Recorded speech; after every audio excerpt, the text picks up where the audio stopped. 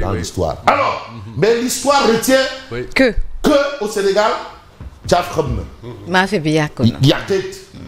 Tigé Dege Mom, Diarouko. Et qui parle de Tigé Dege, on a envie d'aller du côté de chez Bacha Kanté. Chez Bacha Kanté. Alors, le prix du carburant baisse en Côte d'Ivoire. Côte d'Ivoire. On est bien dans lui et moi. On est bien dans la CEDEAO. Le prix du carburant baisse en Côte d'Ivoire. C'est vrai que ça peut être une alchimie, hein, parce que à dos, la solution est en passe de solution pour une quatrième solution.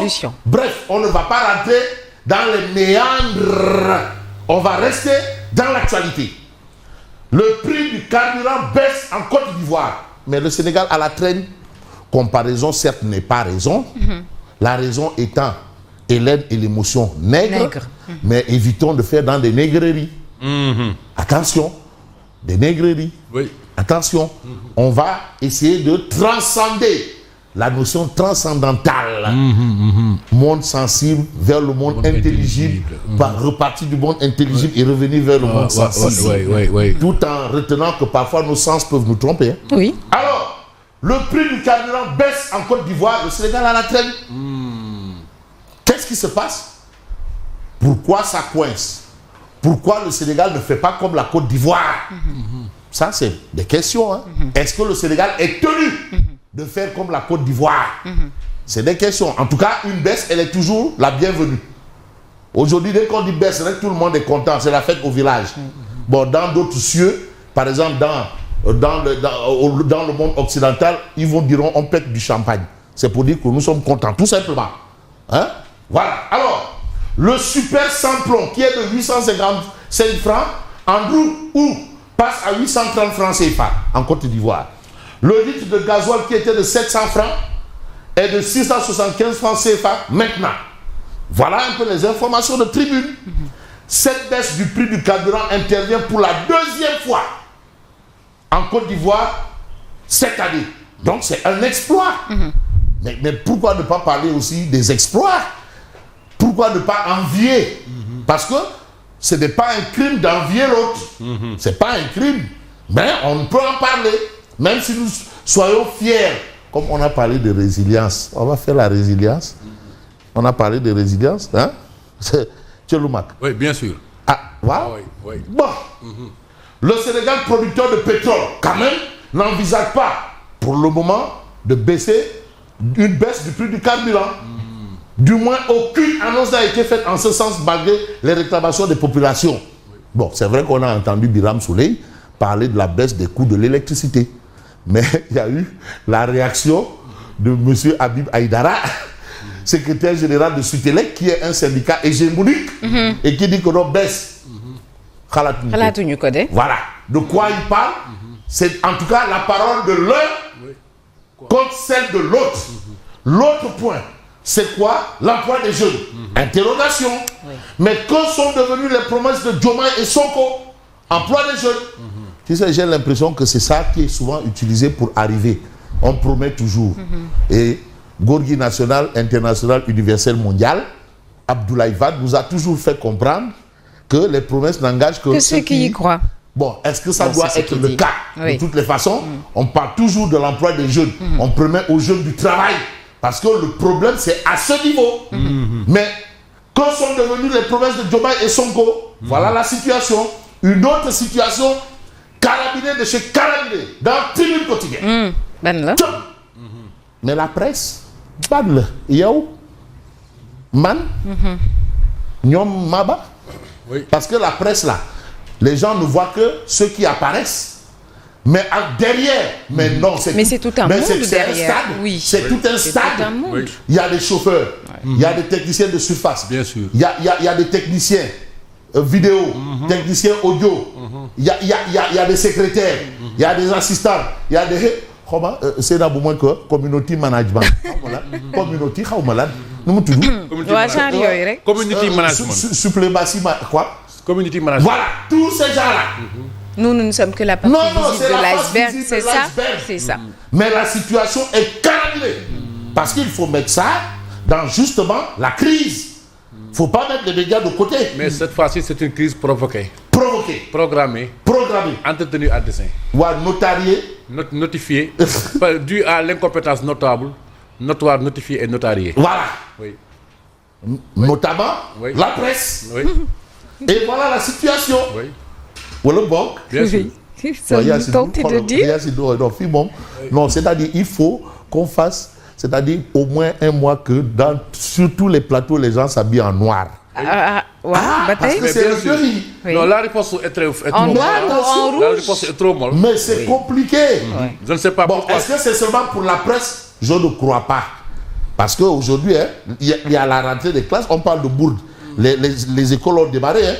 Alors, mais la presse privée, en tout cas, notre confrère Sedina Seck parle de presse privée. Privée. De toutes les façons, nous faisons du service public. Même la presse privée fait du service public. Bien sûr, oui. La presse privée au bord de l'asphyxie. Bien sûr, oui. C'est une tribune libre du journaliste Sedina Seck qui a pris la peine de décrypter la presse privée au bord de l'asphyxie, une aide à la presse bloquée, mais depuis 2 ans. Au nom de quoi? Bon, ils ont parlé d'une certaine subvention qui doit être débloquée. On demande aux patrons de presse de fournir même les certificats de genre de mort de leurs employés décédés. Bon, bref, c'est une manière de dire des documents, mais quand vous voyez tout ce qu'on demande là, voilà une descente. Ça, c'est pour dire circuler, il n'y a rien à voir ici. Alors, rupture de contrat de convention suspendu. Arriéré de salaire et licenciement en cascade. Voilà la situation. La presse privée, non, c'est Sedina Seck qui fait la différence, le distinguo, qui sépare la presse privée de la presse publique. Et vous savez, les 2 ou 3 organes, je ne sais pas l'astre de Anne, mais les 2 organes publics aujourd'hui que moi je connais, APS et RTS, sont dirigés par des gens venus de la presse privée. De la presse privée, effectivement. Ils viennent de la presse privée. Oui. Donc, je ne sais pas pourquoi ils sont devenus subitement sourds et muets, aveugles en même temps. Sur cette situation, il y a le Rekham. Mais ils sont dans la presse publique. C'est vrai, on sait que journaliste, politicien 6 à 9 le ben le Nurek. Mais est-ce que journaliste le Rek? Non, de toutes les façons, la situation est là. Que se passe-t-il avec Abdou Diouf, l'ancien président? Ah non, mais Abdou Diouf, il fait 90 ans. C'est la semaine de son Mais attention, c'est pas les 90 ans. Oui. Mais ce sont les intervenants de ce moment, mais de grande envergure. Bien sûr. Vous avez Souleymane Bachir Diagne, qui fait partie des 100 savants au monde. Bien sûr. Mais vous avez le Dougoutigui. Ah bon? Ah oui, attends. Non, quand même, tu ne beaucoup le savez. Là-bas, c'est pas la défilée. Ou bien... Non. Vous déclinaison c'est pas de la défilée ou bien... Mais de toutes les façons, on va parler un peu de l'actualité. Et comme on a évoqué le Dougoutigui, vous avez accueil chaleureux réservé à l'ancien PM, Maître Sidiki Kaba. C'était à Tchénaba. En tout cas, il était en mission pour le Djamana Tigui. Et en tant que Dougoutigui, il a représenté. Et vraiment, le calife a magnifié les efforts fournis par son excellence Haj Macky Sall en direction des foyers religieux. Ça, c'est clair. Donc, comme de l'eau de roche. Mais on va peut-être évoquer l'actualité sur un autre point. Mais vous avez le point actu. Diomaye Faye livre un diagnostic sans complaisance. Par rapport à quoi? Par rapport à l'agriculture. Alors, Diomaye Faye livre un diagnostic sans complaisance. Vous avez ici Babacar Gaye Belep, ancien député, qui a été quand même président du groupe parlementaire. Hein? Ah oui, avant Doudou Wade. Oui. Ah si. Au Sénégal, la justice ne sera pas par force, mais par droit. Voilà. Il ne faut pas de justice par force, par droit. Voilà. Au nom du droit à l'information, nous, on va évoquer un peu Walf Quotidien, perte de la mairie de Dakar et rupture avec Khalifa. Mais ce qui attend Barthes, de toutes les façons, vous avez Moussa Diaw, enseignant-chercheur en sciences politiques à l'université Gaston Berger, qui dit « Tout dépend de sa capacité de résilience et de l'endurance de ses soutiens. En tout cas, c'est là-bas où Barthélémy Toye Diaz va probablement jouer sa partition. Mais nous, on va essayer de jouer notre partition avec le témoin. MFDC, il tentait de se substituer Salif Sadio affaibli par la maladie. Abidou Djiba, la lutte de succession avortée. Alors, une belle prise sécuritaire pour justement la gendarmerie. Voilà, on en vient. Parce qu'après, quand c'est les lacrymogènes, on dit voilà. Voilà. De la gendarmerie. Mais on va essayer de voir un peu l'actualité de quel côté, d'un autre côté, un peu plus mieux, ou bien pas plus intéressant, mais mieux que les autres, c'est d'évoquer un peu le journal Les Échos. Alors, plainte contre Aminata Mbengue Ndiaye et la direction du Parti Socialiste. C'est aussi l'actualité. Hein? Oui. C'est chaud, hein? C'est très chaud. Les socialistes s'étripent, le procès renvoyé à quinzaine. Alors, grosse bataille Aïssata Tall Sall et Doudou Ndoye contre Maître El Hadji Diouf. Voilà.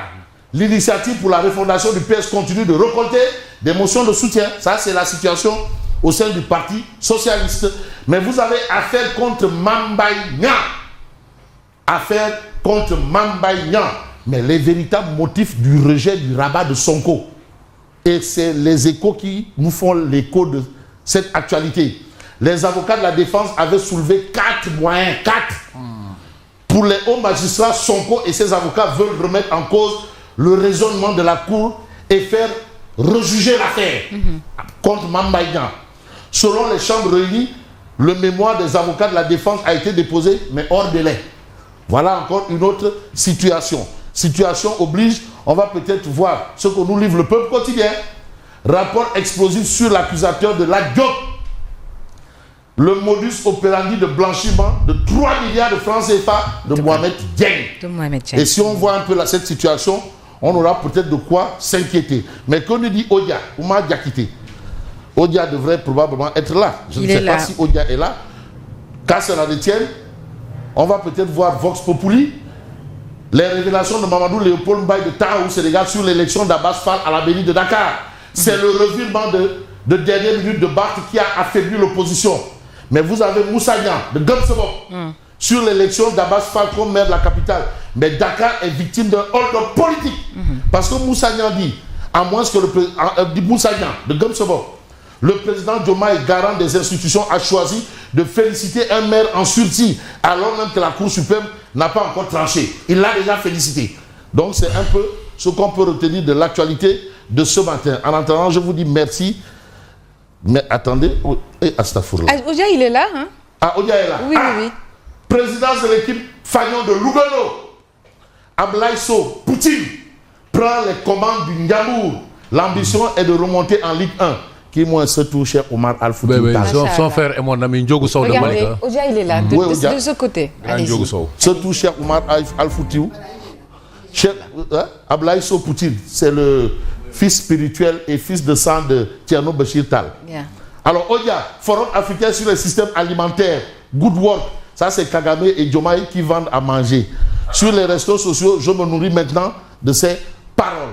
Merci et bonne continuation. Merci beaucoup.